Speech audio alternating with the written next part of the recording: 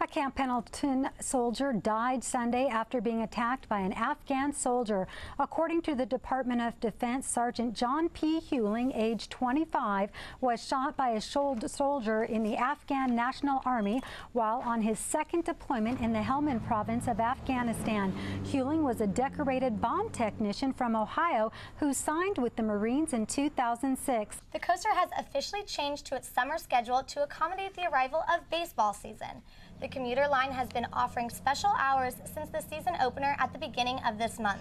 An additional train number 652 now leaves the Oceanside station at 1:51 on Wednesdays to allow Padres fans to make those daytime home games. And on weekends, a pair of trains now leave the downtown Santa Fe station 50 minutes after the end of the game. For the full coaster schedule, you can visit gonctd.com. Oceanside citizens may be radically changing the way they vote on city council candidates. Traditionally, council seats are filled by candidates who received the most votes, but a measure on the June 5th ballot would require candidates to run for a particular seat and receive 50% more of the vote.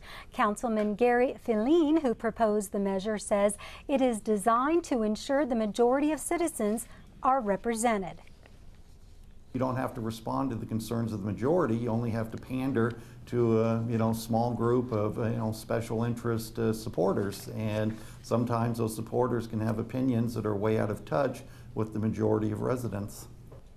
If a candidate doesn't get 50%, then they have to have a runoff election. Felien says the cost of runoff elections for 2 seats would be around $70,000. A few weeks ago, Oceanside debuted the largest electric vehicle charging station in North County. But there's one problem. Gas vehicles keep hogging the spots. The solar-powered carport, which opened April 1st, has 7 charging stations and takes up an entire row of parking at the Oceanside Transit Center. It is intended to provide free electricity for at least the next year to commuters who drive electric vehicles. However, the North County Transit District does not currently have the ability to enforce its own parking.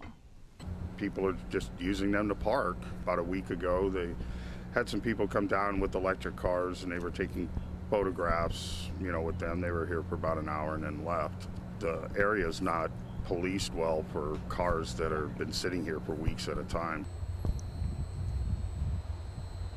The North County Transit District is set to revise the parking ordinance this coming Thursday.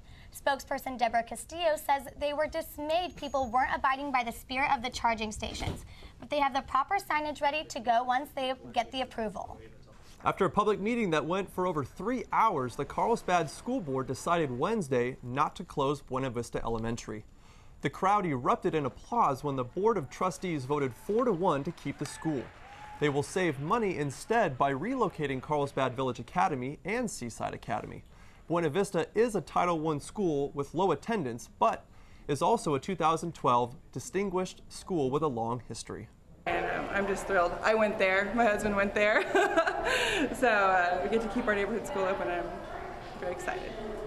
Veronica Williams, who cast the lone dissenting vote, said she wanted to resist making an emotional decision. I wanted to also make sure that I'm accounting for the 11,000 students of our district and make sure the decision benefited those students and not a smaller portion of it.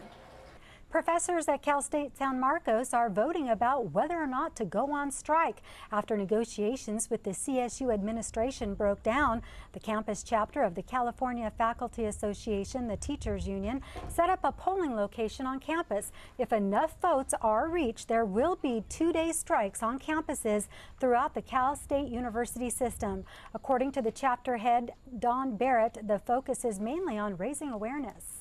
A strike is important. It's a fair extent symbolic. I mean, you say, you have to make sure that people understand that this is a bad situation. And if we go through the 2-day strike and still nothing happens, then we have to make another decision down the road. The efforts seem to be working. The CSU Chancellor for Human Resources stated that they expect to reach an agreement before a strike occurs. Have you ever been stuck at a red light with no other traffic around and wonder why the light just won't turn green? I think many of us have experienced that, and it's quite annoying. NCN reporter Glenn Stanton has a report on a solution that could cut down that wait time.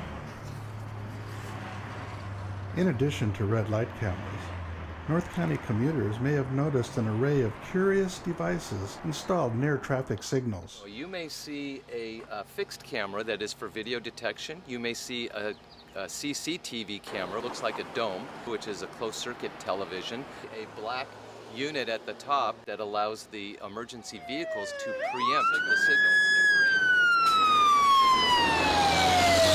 That was pretty cool. North County cities like Oceanside are enhancing the way they manage traffic. And right now we have 15 cameras. We can actually monitor traffic in real time and make traffic signal adjustments from one centralized location, which is our Transportation Management Center, or TMC. David showed this video of a massive jam caused by an SDG&E lane closure that he was able to clear remotely. He says the 360-degree high-def cameras are not intended for law enforcement. This is more for traffic monitoring. It's not so much for surveillance. We don't really do any recording. The recording I just showed you, I did from a handheld camera. Carlsbad uses fixed cameras, but they're for more than viewing traffic. In Oceanside, they primarily use a loop, and they're metal loops that are cut into the pavement and they detect metal. In Carlsbad, we went to a video detection which uses cameras. The antenna on the top of the signal pole transmits the data to a central antenna, and then that's beamed back to my office. Doug says that while no system is perfect, the goal is always to shorten your commute. So when you finally do get that green and you become the main line, you'll be getting the green band and have a nice trip. If you have any questions, you can reach Doug Bilsey at 760-602-7504.